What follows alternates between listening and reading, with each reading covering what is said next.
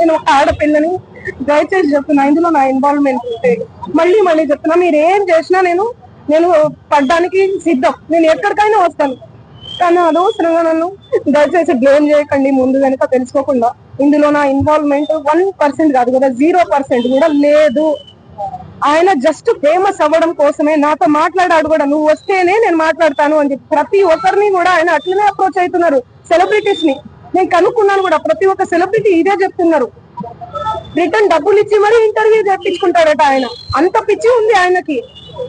ఆయన ముందు వీడియోలు వినండి. అండ్ ఈ కేసు సిఐడిలో ఆల్రెడీ నడుస్తుంది, 1 year నుంచి నడుస్తుంది. 3 years నుంచి వాళ్ళు ఈ దందా నడిపిస్తున్నారంట. వాళ్ళందరూ కూడా బాలాజీ నాయక్, మధు నాయక్, ఇంకెవరెవరో, హేమకాంత్ రెడ్డి, ఇంకోరు ఎవరెవరో ఉన్నారు. వాళ్ళంతా గొలుసు కట్టులా ఉన్నారు వాళ్ళు. నాకు అసలు తెలీదు.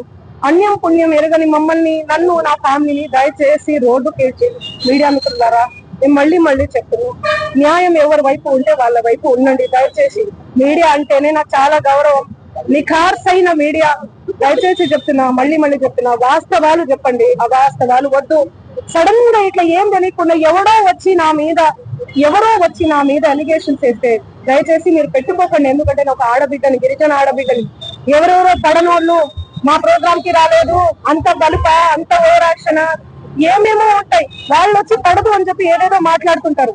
మీరు అట్లా పెట్టుకోవడం చాలా తప్పు. దయచేసి మీడియా మిత్రులు, నా ఫ్యామిలీ లాంటి వాళ్ళు, నా ఫ్యామిలీ మీడియా అంటేనే నా ఫ్యామిలీ. నేను కూడా ఒక జర్నలిస్ట్ గానే వచ్చాను, కానీ ఎవరిని ఏ మాట అనకుండా నా కష్టాన్ని నేను నమ్ముకొని, నా పాటను నేను నమ్ముకొని ముందుకెళ్తున్నాను.